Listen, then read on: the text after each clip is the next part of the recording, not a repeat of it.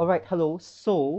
Um, this is just going to be a run through of this particular essay question because I think this is an essay that you should memorize. Now, normally I don't advocate for memorizing entire essays. I advocate for memorizing model paragraphs of essays. But this one, and there's also another essay question in this particular paper. This is A level 2020, paper 2. This question, and there's another question in this particular paper that I think are can potentially come up again, maybe in a different permutation. But this is the kind of essay, right? The essay questions is really so generic, so non-specific that they can really set it twice. You can answer it the same way. And if you learn a model essay, you learn how to answer it properly with analytical rigor. This is one of those essay questions that you can just memorize the entire essay and then reproduce it if necessary. But can I just have a word of caution, right? Before you reproduce an entire memorized essay, please read the question, okay? Don't go and see an essay that looks similar to an essay that you have memorized and then regurgitate a memorized essay, and then it turns out only half of the memorized essay is relevant, okay? In fact, that's why I advise against memorizing entire essays in the first place. But when I take you through this, you understand why I say this is an exception. This is the kind of question that, okay, you should break that rule and you should memorize it because this is worth committing to memory. Okay, so let's get started. This one is about fast food chains. Now, usually when they name the particular industry, right, it'll be something that is relevant to you in Singapore. Cambridge knows that they are setting for Singapore.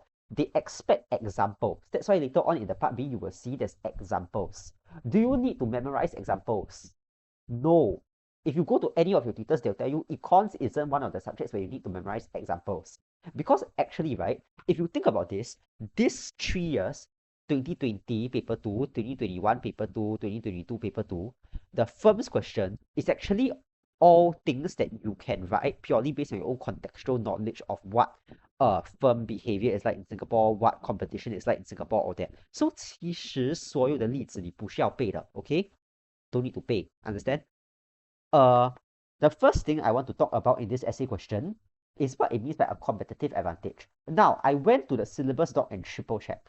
Technically, this term competitive advantage is not in the H2 syllabus. Okay? Because it's not in the H2 syllabus, explicitly unpacking it is also not an analytical requirement in this question. Please do not confuse competitive advantage with comparative advantage. That one is trade between countries. Competitive advantage is just different firms, firm A, firm B, compete with each other in one market. It's still a micro level analysis. Can? So competitive advantage, I'm just going to teach you what it is for ease of understanding the question. Competitive advantage shares two things. Either you produce goods at comparable cost, but you can provide higher buyer value, or I provide comparable buyer value, but I do this at lower cost. So we use the term buyer value quite loosely in economics, but you can think about it as, I say, oh, if a firm increases its MR and AR, the demand will become more price inelastic, right? Because what are you doing? You're catering to the taste and preferences of consumers. That is, I think, the best way to understand this term buyer value in econs. Buyer value is basically the extent to which the product they are offering appeals to the taste and preferences of consumers, such that the consumers like, such that their demand for your product is price inelastic. And you want their demand to be price inelastic, then only you can increase price and increase revenue. Okay? So if I want to provide a good at comparable costs, but with higher buyer value, what type of innovation? This question is about innovation. Okay, keep this in mind. This question is about innovation. What kind of innovation do I need in order to provide higher buyer value at comparable costs? This is going to be product innovation. Okay?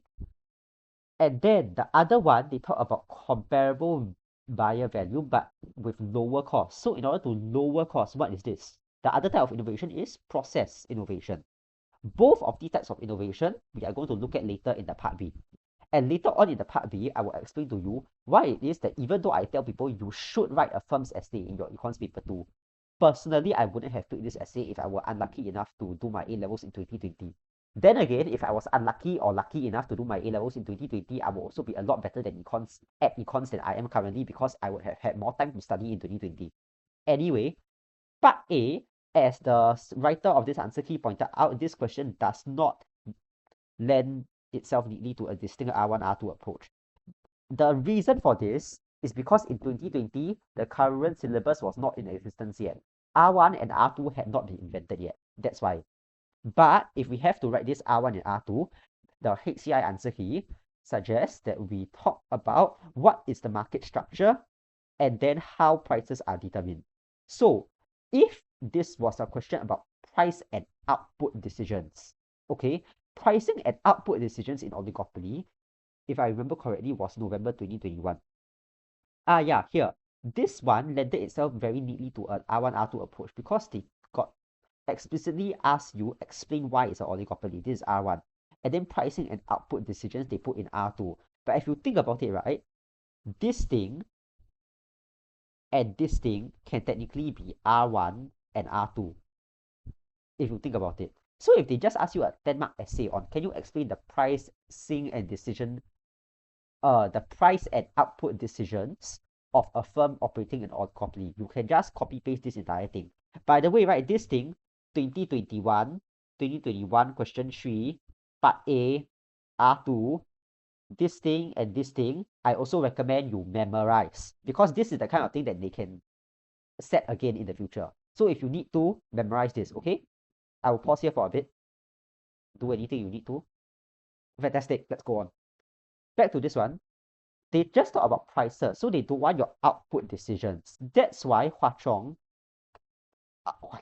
that's why Hua Chong thinks that if this is R2, means that this thing should be R1. I hate to say this, but I agree with Hua Chong because that's how this question is phrased. But the other thing is, right, you realize what's the thing about R1. There's next to no rigor in here. This is just a bunch of memorized facts. So if you have to learn anything from this R1, right, just remember what are the characteristics of oligopoly that you would die must 被活背 and regurgitate. Basically, this entire question 3, right, is a very regurgitatable essay. But then again, a lot of things in 2020 were regurgitatable. There's a reason why in the 5-6 years since Cambridge has been moving on to things like higher order thinking, yada yada yada yada, which makes life harder for us. But anyway, so oligopoly has a few firms with dominant market share. Both oligopoly and monopoly are considered to have dominant firms. Okay? So these two, we say that the firms are dominant. They have some level of market power. And because of this market power, they have the ability to restrict output and increase price such that they can earn super normal profits. Pi means profits in the long run. What the other two market structures? Perfect competition. This one doesn't exist. Monopolistic competition. I say it doesn't exist. I mean it doesn't exist in the real world. It exists in the syllabus document. But please be assured that perfect competition, just like a lot of theoretical constructs that we compare ourselves to in econs, like perfect factor, mobility, perfect information, all don't exist in real life. It's just there to allow you to appreciate that this is a benchmark that economists compare real markets to. But perfect competition, under its theoretical assumptions of its existence, and monopolistic competition,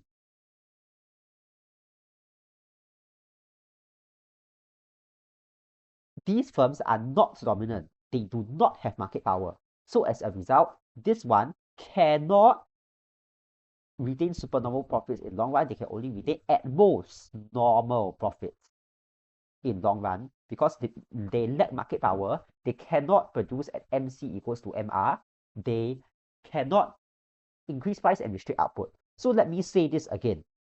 Only dominant firms that have supernormal profits in the long run then only can choose to price at output at the point where MC equals to MR. This condition here, even though you learn it a lot, you internalize it a lot in econs, only applies to oligopoly and monopoly by right. If you are ever so unlucky that you get a A-level CSQ like 4 marks or more or A-level essay asking you to analyze purely monopolistic competition, I hope we will never be this unlucky, but in the event that you are that unlucky, please do not go and mention this. This thing is not relevant to monopolistic competition. Understand? Fantastic. So because they have dominant market share, this is what I meant by ultimately fast food industry. You don't need to pay examples one. You know from your experience as a consumer in Singapore, what are the few firms in the fast food industry that got dominant market share? Max, KFC, and Burger King. And I have brand loyalty and recognition. That's why any Singaporean can recognize these three brands. And actually, this brand loyalty, it serves as a significant barrier to entry. This is the artificial BTE because brand loyalty, right? It's ultimately an artificial construct. People recognize the brands because we as consumers choose to believe that these brands are reliable, give good quality food, give cheap food. That's why we trust them. But if I have a new entrant that nobody has ever heard of, right? Will we trust them as much as we trust these big three firms? No, right? That's why it has an artificial barrier to entry. And then because they have EOS, in this case IEOS, internal economies of scale, they are actually going to have significant bargaining power. Remember, what are the three sources of IEOS? Actually, more than three. If I have internal economies of scale, okay, I'm going to go back to this concept later, but I just want to outline it first. If I have internal economies of scale, there are a couple of things, okay? Number one is, as the answer suggested, bargaining power over orders. Because if I'm producing over a very, very large output, then intuitively, I am going to order a very, very large quantity of factors of production. That's why I'm bargaining, oh my days, bargaining power because of the large orders. This, you can also refer to it as marketing economies of scale. But I don't like to use this term because which part of this relates to marketing? It's a bit hard to memorize the connection because there is no connection between this word and this word, supposedly. Maybe somewhere, somehow there is, but whatever it is, I don't know it. I'm just telling you that this term exists, okay? Just as a point of information. The other one is if I have a very large output, right, I can spread my fixed costs out over a larger output. So because of this means that my average cost of production, my unit cost of production will decrease. And I can represent this. I will show you this diagram later. I will not draw it now. I'll draw it later for you. But you can represent this as a shift of AC downwards. So later on, we will draw this diagram together. Okay? Number three is the fact that we call this technical economies of scale. But the way that you can elaborate on this is that this is the specialization of labor, and actually not just labor, other factors of production as well. And you understand why this is the case, right? Because let's say I have a bakery. I'm the only employee in my bakery. I run it purely out of my kitchen. I need to do everything. I need to handle orders. I need to bake. I need to go supermarket, shop for ingredients. I'm not really productive in any particular area. But now if my bakery employs 6 people, I can bake the cake, somebody else can be in charge of sourcing the ingredients, somebody else can be in charge of delivery, etc., etc., etc. So because everybody is specialized, right, they become more productive in the one task that they are specialized to do. That's why I get IEOS as well. And then because they are more productive, what's productivity is output per unit labor. So ultimately, right, this one I will be emphasized a lot in macroeconomics as well. But basically, think about it, right? If your wages rise at a slower rate as compared to productivity, then my average cost of production go down what? Because if this worker, previously he can only make 2 cakes a day. Now he can make 5 cakes a day. But I pay him the same thing. So my cost per cake decreases. Understand? Fantastic. Let's move on.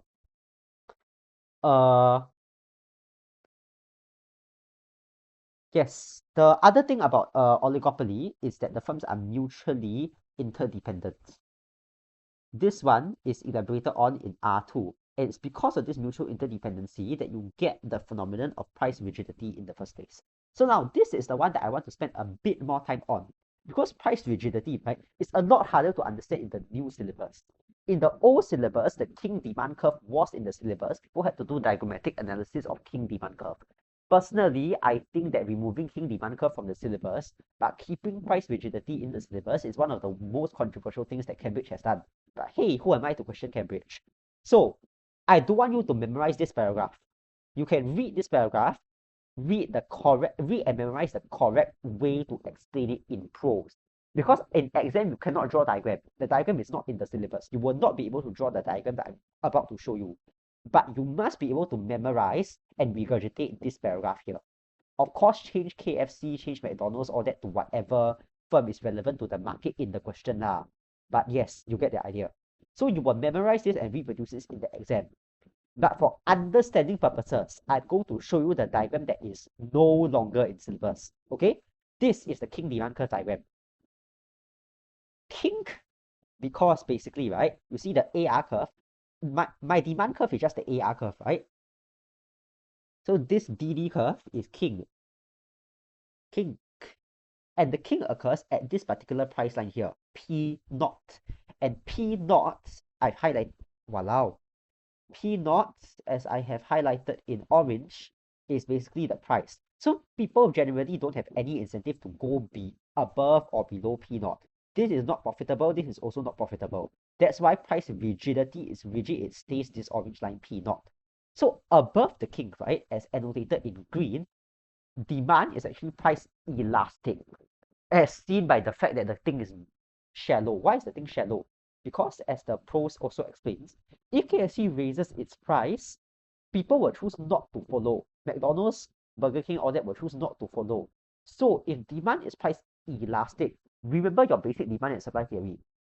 If I increase price when demand is price elastic, my change in quantity demanded is more than proportionate to my change in price, my total revenue decrease. So this is not profitable. Increase is not profitable.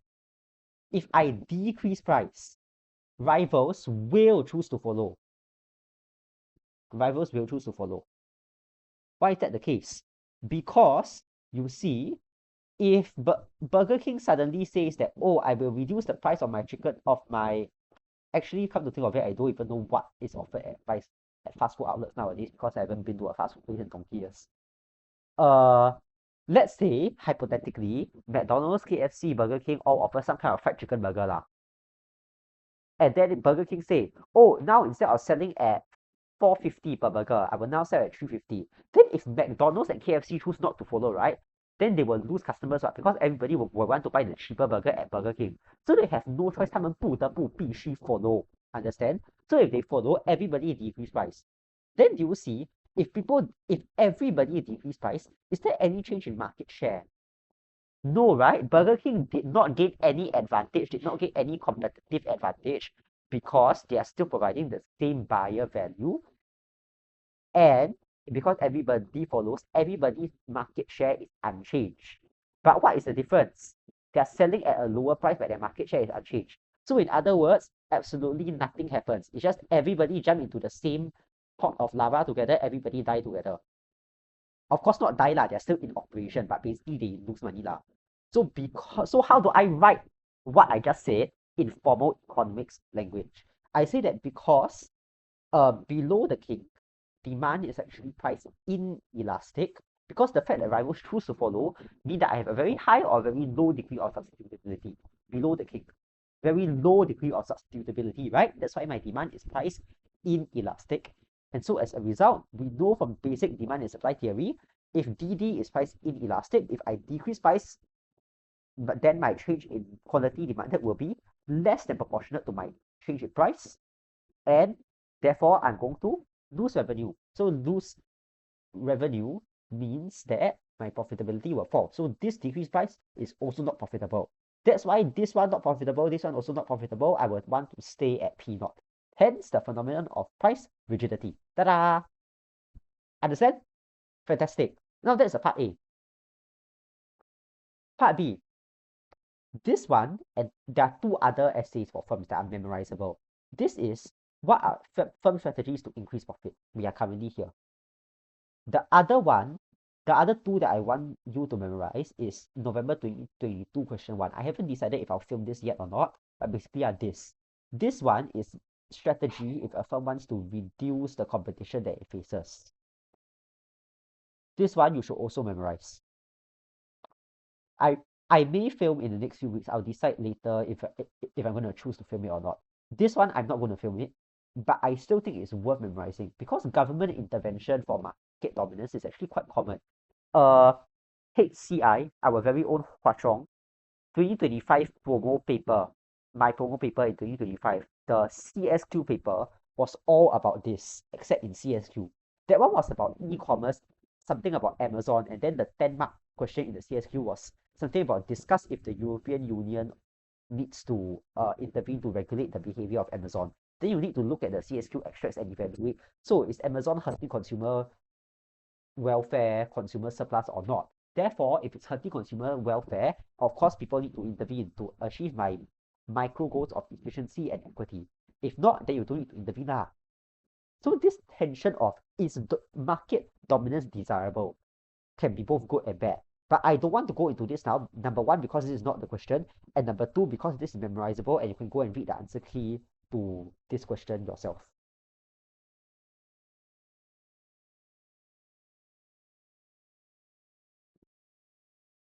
Yeah, I was originally intending to film this, but I decided not to. In fact, here I also drew the king demand curve, as you can see. But yeah, um, now for this one, here's the reason why I say I personally wouldn't do this. They talk about innovation, right? Innovation, I can talk about both product and process innovation. But so essentially, your R1 needs to talk about both process innovation and about product innovation. So on the demand side, right, this is, I don't know why they go and write this lah, but this is basically just a very fancy term for product innovation. So basically, I don't like this diagram. I don't like the way a lot of schools draw this diagram actually. I've showed you before the way I draw this diagram where I basically exaggerate the change on purpose so that it's clearer for you to see. So 3 changes. Number 1, price decrease is in blue. Number 2, output increase is in pink. Number 3, the area of supernormal profits will increase from 这里 to 这里. Understand? So, yeah, if you want to, you can just draw and internalize this particular diagram. Okay? And then that is it for process innovation. Now, can I emphasize, right? As much as you know this diagram, you know this analysis, ultimately, what is the analytical criteria that a lot of students miss out on? They say, oh, firms can engage in process innovation. Then they stop. What is the process innovation? This one you need to answer in context. So yeah, they can talk about things like AI to enhance pizza making. AI to enhance delivery, AI to predict yada yada yada yada yada yada. So because of this innovation of this AI use, right, you need to link to the fact that it decreases cost of production. That's why they put here labor cost savings. Because if I can outsource all these things to an AI, then I don't need to pay a human to do it. What? So because I spend less money paying humans to do this kind of thing, I have lower variable costs. And wages are a variable cost, because wages, just like the number of humans that you need to employ, do vary with output. That's why it's a variable cost. I shift both MC and AC. Understand? Okay, fantastic. Now, what's the limitation of this? They talk about the uncertainty of success, okay? Can you memorize this, please? This should be the, I know your lecture notes, the HCI lecture notes being the HCI lecture notes, they will give you a lot of limitations for every policy. This applies throughout both your years studying economics in HCI. Okay? For innovation, the one that you should write as your IEV is uncertainty of success. This is the safest to write. Please go to your lecture notes if you have to. Go to this limitation of innovation, star it, and just write on the side, memorize this, write this. Okay? Can? Now, normally for a strategy essay, right? Firm strategy essay to increase profits. I like to think of firm strategies as a grid, okay? Because if you think about it, there are 4 types of strategies. I have price strategy, non-price strategy. I also have strategies to increase revenue, you know the diagram for this. There's one diagram for this and one diagram for strategies to decrease total cost. The decrease total cost diagram is just here. Actually, I should change it to variable cost lah.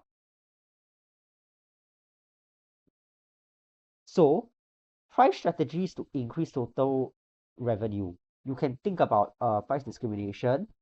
You can think about this one in particular, I mean third degree price discrimination. In addition to this, you can also think about things like limit pricing, predatory pricing, etc. Okay, price strategies to decrease variable costs.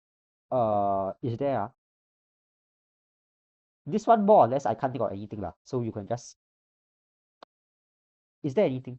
Okay, yeah, just keep this course out. I really can't think of anything. If I realize sometime in the next 10 minutes that I'm been terribly wrong here, I will correct myself. Okay, now non-price strategies to increase, I can think of marketing, I can think of product innovation, I can think of a bunch of other things as well, okay? If I have non-price strategies, I want to decrease variable cost, then of course I have process innovation. I can also have outsourcing, offshoring, etc. Now, when I first started learning firms and decisions in JC1, what I like to do was I always write one from this square and one from this square for maximum breadth. Then I cover this, and this. So I thought that's fantastic. But what's the problem, right? Think about it. If you write about price discrimination, if you write about limit pricing, if you write about predatory pricing, there are so many limitations that are clearly obvious. There are so many cases where it's not really relevant. So here's the thing. You can either write an essay and then end up acknowledging that yes, there's a shit ton of limitations to everything in this square. Or you can sacrifice a bit of breadth, but then be able to write a convincing evaluation and good analytical rigor only for this square and this square.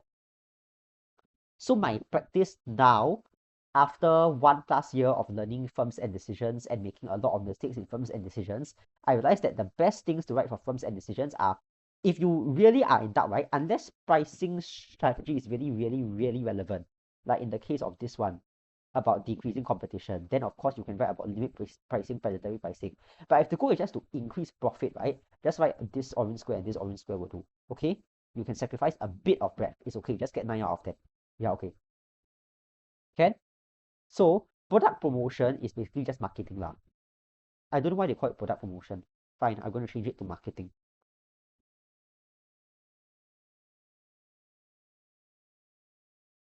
So because of product promotion and product differentiation, I increase my demand. How I increase my demand is I cater to the taste and preferences of consumers. This is my demand factor. I'm going to name drop my demand factor. Then only my AR, because AR curve is basically just my demand curve. I hope you're clear of this. Therefore, demand will increase. AR will increase from AR0 to AR1. And marginal revenue will also increase. And then the supernormal profit will increase from this blue area over here, this blue area, to this big orange area. From blue to orange. You will know that when I draw this kind of diagram, I don't like to write X and Y. Personally, my preference is to write D and E, purely because I like to go in order lah. The reason why I don't write C is because there's a C here, there's a C here. I don't want to confuse myself. But Hua Chong prefers to write it as X and Y. So really what Hua Chong prefers to write it as, it doesn't matter. As long as your labeling is unambiguous. Okay? And then, example. Once again, this one, if you want to pay, you can pay. But do you really need to pay? If you haven't been living under a rock, you will be aware that this kind of thing exists, right? Unless you're not, in which case, if you really want to memorize examples for firms' strategies just to please yourself, just to put yourself at peace of mind, you can. EV for this one, once again, please memorize this, one of the canonical EVs again, just like the EV one. Memorize it. Okay? Any questions? I think this part is quite self-explanatory. That's why I'm not talking so much. The other reason why I'm not talking so much is because my throat is very dry and I'm very tired. So I'm sorry if I'm not as talkative as I usually am today. Now, I don't like this diagram once again. So I'm going to pull out this deck of slides that I can show you because I created. It's still a work in progress, but basically, this isn't really a deck of slides. It's just something I created for myself as a revision template. Yes, I use PowerPoint as a note-taking app. I'm very strange. Firms. Oh no, that's a bit too far. Okay, yeah, everything is here. So yes, when we talk about IEOS, right?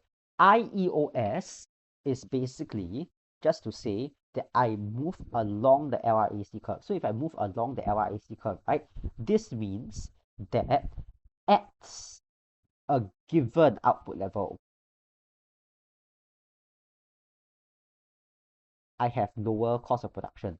And this is average cost of production, Okay, so if I move along the LRAC curve, remember your SRAC curve, the LRAC curve is just a sum of the minimum points of every SRAC curve.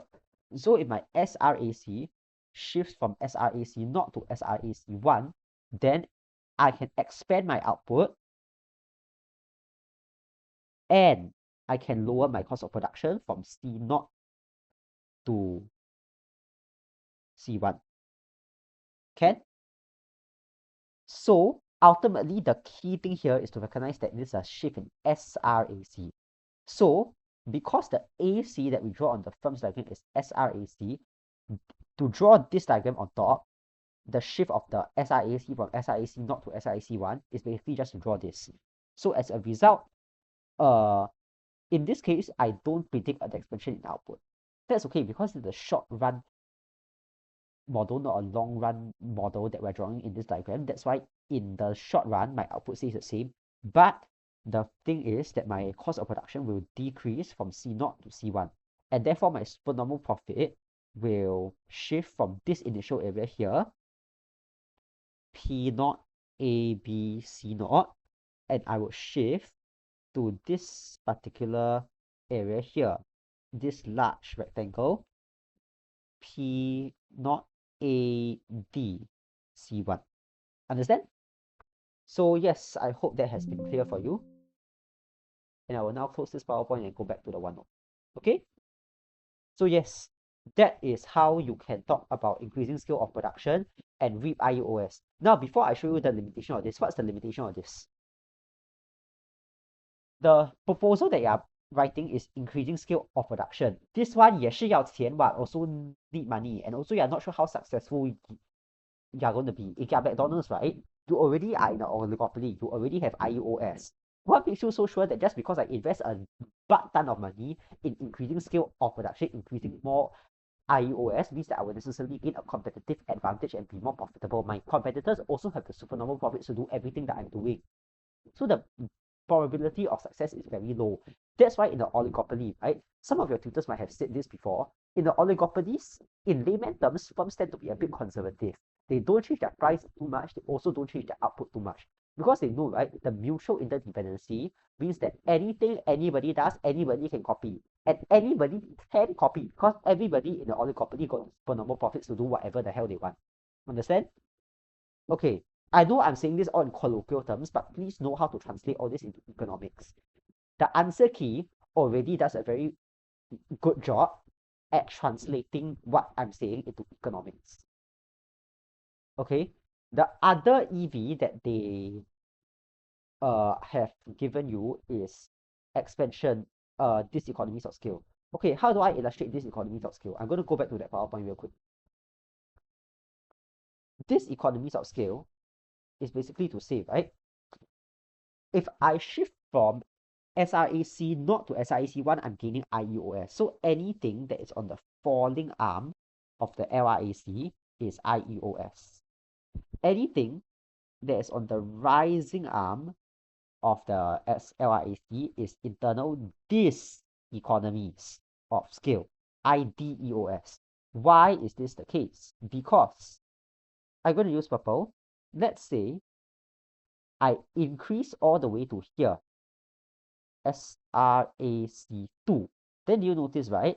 I have expanded my output further to Q2. But is this expansion output making me better off? No, right? Because if I extend to the left,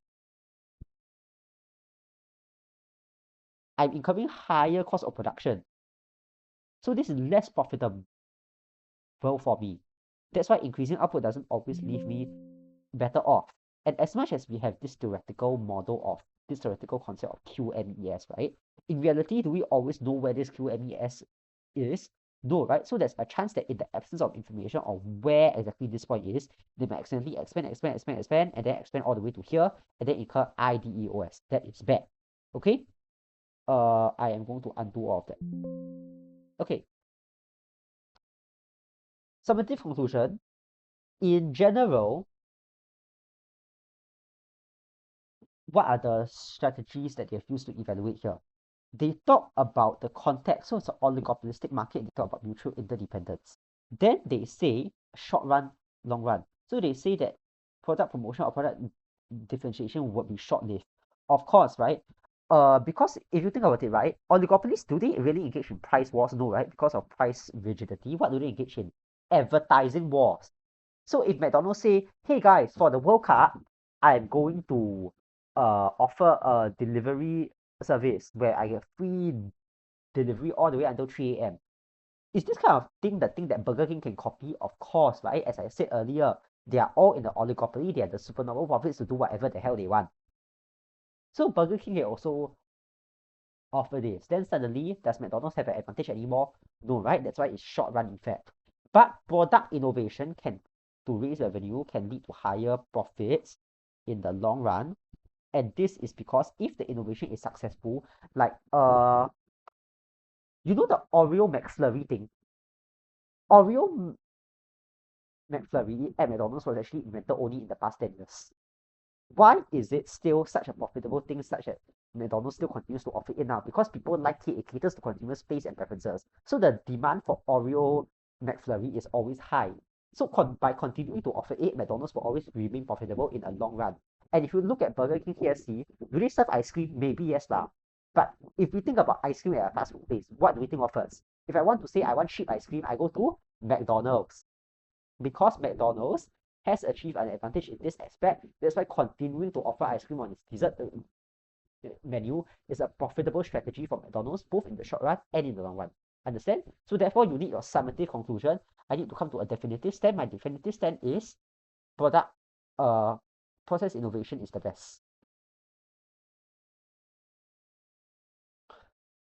I'm so sorry, I read the answer key wrongly. I'm tired. They talk about the fact that process innovation will to lower cost and product. Okay, yeah. So both, you can argue that both process and product can lead to better long run effects because the thing is not process innovation versus product. It is discussed that innovation is the best. So your conclusion is yes, innovation is the best because process can be good, product can also be good. Okay? Please ignore, no, don't ignore, learn what I just said about the McDonald's ice cream, but yeah, please read the answer key more closely than I am right now. I'm very tired. Okay, thank you very much. Bye bye.